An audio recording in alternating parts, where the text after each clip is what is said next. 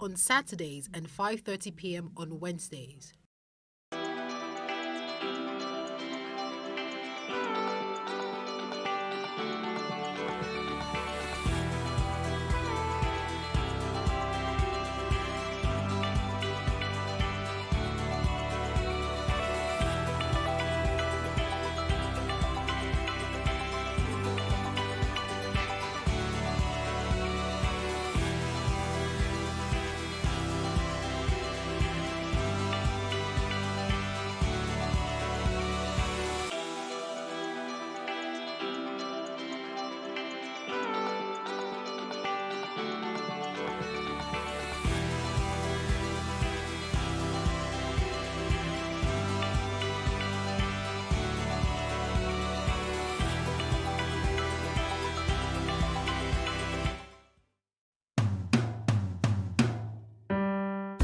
My name is Adeyemi Shoroye. Here is my good old days story. I was born in Ibadan to the family of Adekunle and Folashade Shoroye, both of blessed memory. I had my early childhood at Ayonide Street, Ekotedo, popularly known as Ekotedo Iyaolobe. Two things struck me about my good old days, which I will share here. First, my primary school was at St. Luke's Demonstration School, Molete, Ibadan. Ekotedo to Molete was quite some distance, but at a very tender age, high school around 8:15 a.m., and the return journey would be equally peaceful. There were some days when we would spend part of the transport money and trek some parts of the journey. It was so enjoyable. Our parents didn't have to fear nor worry about our safety. Life was peaceful and safe. Those were the days of fountain pens with ink and blotting paper. I recall there were special holes in our desks where the ink containers were fixed. You must be an exceptional student to have come home daily without soiling your school uniform with inks. Those were days when teaching good handwriting meant a lot to our teachers. Today, tenant, but you hardly tell who was a tenant's child or who was a landlord's child. We were all the same. In fact, some of the Igbos who were born about the same time as me spoke Yoruba fluently, to the extent that Stephen, my age mate, wrote Yoruba as a subject in his WAEC and passed with flying colors. Yes, there was no discrimination of any sort. We all lived together as a happy family, irrespective of tribe or tongue. On Saturdays, we would go to Scala Cinema in Sabo to watch mostly Indian and Chinese films. Sabo, the Hausa community in Ibadan, is a short trekkable distance from Ekotedo, where I equally made some friends among those Hausa children of my age group, majority of whom were still friends till today. What a glorious childhood. Can Nigeria still go back to that old days when our children will be safe on their own and we don't need to worry about child kidnappings or molestation? Can Nigeria still go back to that old days where tribe and tongue will be inconsequential? Can Nigeria still go back to those wonderful days when you were not defined by religion or religious affiliations? Can Nigeria still be a nation where merit is more valued as a determinant to your success than your place of birth? Yes, our nation can still rise above those primordial sentiments. We can.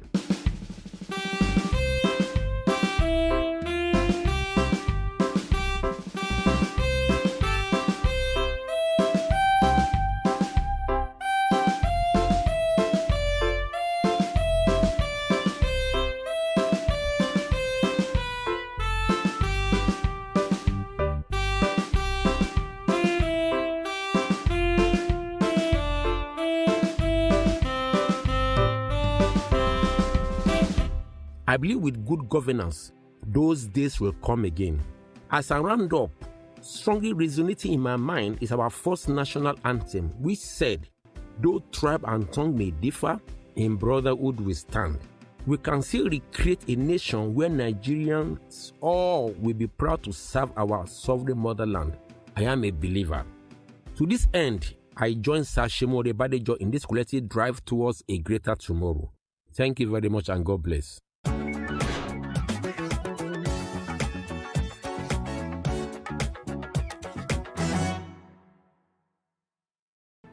There is no voting on social media. To vote, you would require permanent voter's card. To get your PVC, visit cvr.inecnigeria.org. Create your account with a valid email address and start the registration process. An activation link will be sent to you. Click on the link and activate your account. Fill out the form, pick and submit a convenient date and time for your biometrics. Print the application slip, which should have your QR code. On the appointed date, go to the nearest INEC office for your biometric capturing. Thereafter, you will get a registration slip to pick your permanent voter's card when ready. Get your PVC today. This message is from PlusTvAfrica.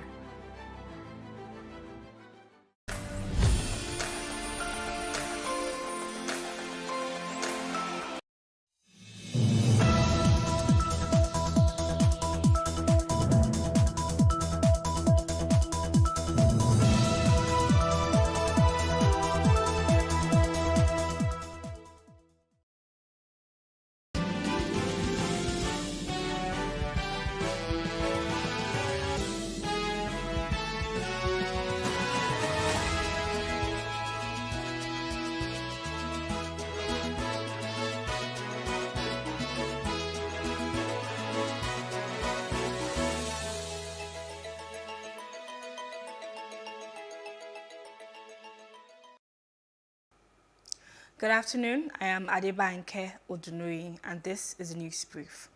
An Osun State High Court sitting in Ijebu-Jesha has affirmed Dotun Babayemi as the authentic gubernatorial candidate of the Osun State People's Democratic Party (PDP). Recall that PDP held parallel primaries leading to the emergence of Dotun Babayemi and Senator Ademola Adeleke. Mandatory interim injunction averred that delegates that voted for Babayemi did so in compliance with court judgments and the order of mandatory interim injunction, affirming the 215 wards executive officers elected then as the authentic and authorized ward executive officers permitted to vote as delegates at the party's governorship primaries.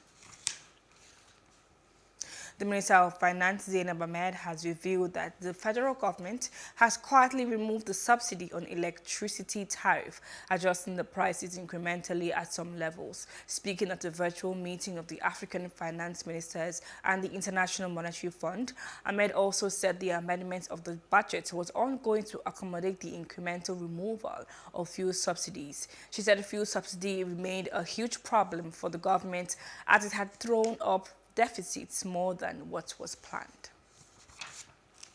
An Yaba Magistrate Court in Lagos State has remanded the embattled driver of the bus Rapid Transit BRT Nice Andrew for 30 days in Kirikiri prison. Nice was arrested in connection with the murder of a passenger, Oluwabamishi Ayonwole. Magistrate O.A. Salabu held that he was remanded pending legal advice from the Lagos State Directorate of Public Prosecution. The defendant, whose plea was not taken by the court, is charged with conspiracy, murder, rape and misconduct with regards to corpses. Our correspondent, Paul George, was there. There was tension at the Yaba Magistrate Court as people eagerly awaited the court proceedings to begin as the alleged killer of Oluwabamishi Ayonwole was brought into the courtroom. People tried to catch a glimpse of Mr. Nice through the windows of the court. In not more than 20 minutes, the presiding magistrate wasted no time in granting the police's request to remand the culprit in Kirikiri prison. And immediately, he was handcuffed and led to a temporary cell inside the premises of the magistrate court. The lawyer to Oluwabamishi Ayonwole's family, Ayo Ademiluyi, had this to say. The Nigerian police force has neglected in its duty in arraigning the suspects in this matter. Thus far, the Nigerian police force has not met the constitutional requirement of arraigning this person. We have been told by the investigating police officer assigned to the matter that he has so obtained a remand order. That means the investigation is still ongoing. Governor of Lagos State, Mr. Babajide Sanwo-Olu, he has refused, neglected to obey his constitutional duty, which he has sworn to by virtue of Chapter 2 of the Constitution of the Federal Republic of Nigeria, to the effect that he will uphold the security and the security and safety of lives and properties. The governor of Lagos State has not paid a condolence visit to the family. there are other matters of the state, quote unquote, possibly dancing Pasuma at Tafawa Balewa Square, that is paramount than the lives of ordinary Lagosians. It was exactly our insistence that the police should so arraign and do nice that he was so arraigned today. I have listened to different versions and rumors and all that. And as a legal practitioner, I want to invite the office of the chief pathologist of Lagos State, felt that the police came to obtain an order for remand.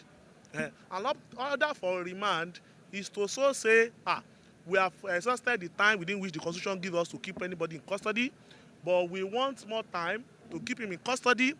The BRT driver, though, is to be remanded at the Kirikiri prison for 30 days. Nigerians wait in bated breath to see that he is served. Paul George, PlusTV News. And reactions are still trailing the murder of 22-year-old Oluwabamishi Anyewole. A cross-section of Lagos residents have called on the government to install CCTV cameras on all BRT vehicles for effective monitoring of activities of the drivers and passengers while in transit. Our correspondent Love Ikuku Oyedokun reports. The news has been shocking, especially to commuters who use the BRT on a daily basis. The BRT is regarded as a safe mode of transport since the scheme is run by private investors but with the supervision of the state government. The brutal murder of Oluwabamishi and alleged involvement of our BRT driver, Nice Andrew, to her death may have put a crack on the trust and confidence on the BRT. The life is gone. Must we die first before we begin to react? Why are we not proactive? Why are we not considering actions and activities that will protect the greatest assets of man, which is life? Why? Do you know the generations that have been wiped out by just that one lady? Do you know the trauma that has been set into place? It's pity. It's a pity. Lagosians call for heightened security on the buses. They can implant a camera or whatever, monitoring. And those staffs should have adequate data. I think they can do eye photograph, to cover their eyelid, their fingerprints, and some other things in order to get those staffs secure. If there was a camera in that vehicle, I don't know how far it is true. If there's camera, well, they have tried for that one. But can they produce the camera? I don't know. But if they can still do, concerning this issue, elders, adult people, our old age, in other countries, they don't retire then. We believe that old age, you people old age, they can give them power. So to be monitoring us such things, because I believe that they will not deceive the nation. We need to sensitize the people. You talked about Balende. Today we want to fake a bus that is on fire. Fake the bus on fire, do a drill, and see how people jump from their Okada, jump from their private car, and respond to rescue. Despite fears resulting from Bamishi's death, Lagosians still believe the BRT system is the most comfortable and reliable mode of transportation in Lagos State. From Lagos, Love Ikuku Oyedokun, PlusTV News. The people of the Ikorodu community heaved a sigh of relief as they trooped out to the town hall to witness the unveiling of Ikorodu Division Peace Initiative Limited, IDPIL. The security outfit has been established to provide information to Nigerian police force in order to bring sanity to Ikorodu, notorious for crimes. Our correspondent Paul George reports. Stakeholders in the community put together the Ikorodu Division Peace Initiative Limited, IDPIL. The move is inspired by waves of crime in Ikorodu.